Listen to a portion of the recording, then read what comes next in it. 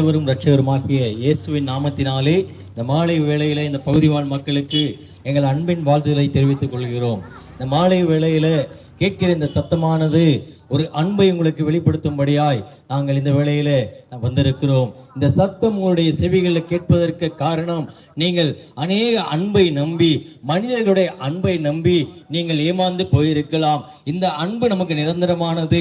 இந்த அன்பு நம்மை காப்பாற்றும். இந்த அன்பு, இந்த நபருடைய அன்பு நமக்கு கடைசி வரைக்கும் கூடவே இருக்கும் சொல்லி நம்ம நம்பி நம்ம ஏமாந்து போயிருந்த சூழ்நிலைகள் காணப்பட்டிருக்கலாம்.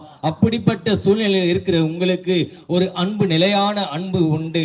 அந்த அன்பு மாறாத அன்பு. அந்த அன்பு நம்மிடத்திலிருந்து எதுவும் எதிர்பார்க்காத அன்பு. அந்த அன்பு நம்மிடத்துல எதையும் எதிர்நோக்கி நிற்காத ஒரு அன்பு. அந்த அன்பு நம்மை மாத்திரமே நேசிக்கிற அன்பு, நம்மை முழுமையாய் நேசிக்கிற அன்பு. அப்படிப்பட்ட அன்பை குறித்து இந்த மாலை வேளையில உங்களோடு சொல்ல வந்திருக்கிறோம். அந்த அன்பு தாங்க ஆண்டவராகிய இயேசு கிறிஸ்துவின் அன்பு. அந்த அன்பு மாறாதது, அந்த அன்பு அளவில்லாதது, அந்த அன்பு ஒரு நாளும் குறையாதது. இந்த உலகத்துல நாம நம்பி இருக்கிற நண்பர்கள், நாம நம்பி இருக்கிற உறவுகள் ஏதோ ஒரு சூழ்நிலையில, ஏதோ ஒரு காரணத்தின் நிமித்தமாக நம் மீது அவர்கள் வைத்திருக்கிற அன்பு குறைய ஒரு வாய்ப்பு உண்டு.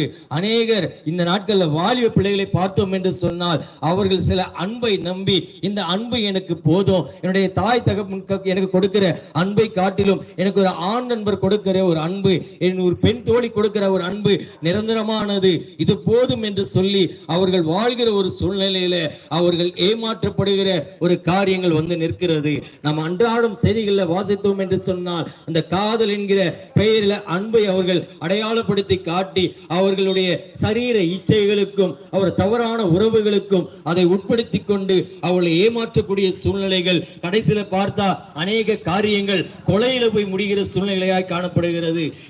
இது எல்லா காரணம் என்னன்னா, அவர்கள் இந்த அன்பு எனக்கு போதுமானது, இந்த அன்பை நம்பி நாம இருந்தால் போதும், இந்த அன்பு நமக்கு நிலையா இருக்கும் என்று சொல்லி அவர்கள் அதை நம்பும் பொழுது அவர்கள் ஏமாற்றப்படக்கூடிய ஒரு சூழ்நிலை தான் அப்படிப்பட்ட மாயையான அன்பு.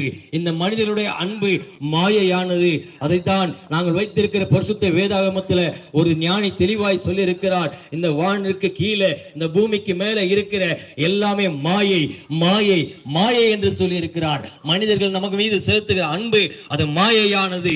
பெற்றோர்கள் நம் மீது செலுத்துகிற அன்பு அளவில்லாமல் இருக்கலாம். ஆனால் ஒரு சூழ்நிலையில நாம அவருடைய எதிர்பார்ப்பிற்கு நாம் வாழாத பொழுது, அவருடைய எதிர்பார்ப்பிற்கு நாம கீழ்ப்படிந்து நடக்காத பொழுது நம் மீது அவர்கள் வைத்திருக்கிற அன்பு குறைய வாய்ப்புண்டு.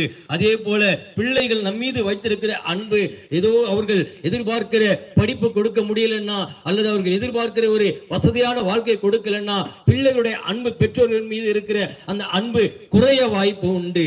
அநேக உறவுகளுக்குள்ளே, கணவன் மனைவிக்குள்ளே இருக்கிற அன்பு, மனைவிக்கும் கணவனுக்கும் இந்த நாட்களில் பார்த்தோம் என்று சொன்னால் அன்பு குறைவது நிமித்தமாக தான் அநேக கள்ள உறவுகள் ஏற்படுகிறது. அன்பு குறைவது நிமித்தமாக தான் அநேக தவறான பழக்க வழக்கங்கள் ஏற்படுகிறது.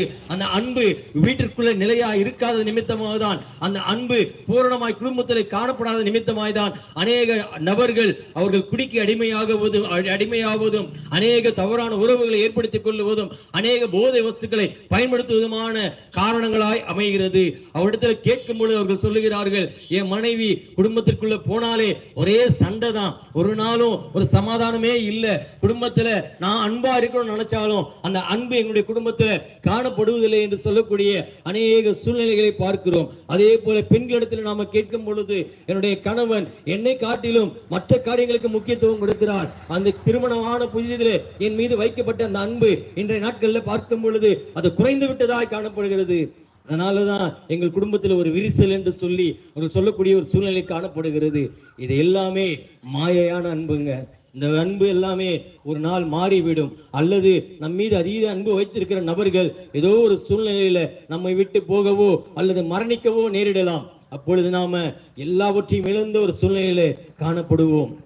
ஆனால் நாங்கள் சொல்லுகிற அன்பு, அந்த இயேசுவின் அன்பு ஒரு நாளும் மாறாதது, ஒரு நாளும் குறையாதது. அது அளவில்லாமல் ஒவ்வொரு நாளும் நம் மீது அது கொடுக்கப்பட ஆயத்தமா இருக்கிறது. அந்த அன்பு போதுங்க. அந்த அன்பை அவர் வெளிப்படுத்தும்படியாகத்தான், அவர் நம் மீது வைத்திருக்கிற அன்பை வெளிப்படுத்தும்படியாகத்தான் இந்த பூமிக்கு அவர் மனிதனாய் வந்து, அதோடு மாத்திரம் அல்லாமல் அவர் அநேக அற்புதங்களை மனிதர்களுக்காக செய்து இன்றைக்கும் செய்து கொண்டிருக்கிறார். அநேக தீர்க்க முடியாத வியாதிகளை அவர் சுகமாக்கி கொண்டிருக்கிறார். அநேக பிரச்சனைகளை கர்த்தருடைய ஆகிய இயேசு கிறிஸ்து மாற்றிக் கொண்டிருக்கிறார். அவரிடத்தில் கேட்கும் பொழுது அவர் நம்ம மீது வைத்திருக்கிற அன்பின் நிமித்தமாக நாம் எதெல்லாம் கேட்கிறோமோ அதை எல்லாமே நாட்கள்ல கொடுத்து கொண்டிருக்கிறார்.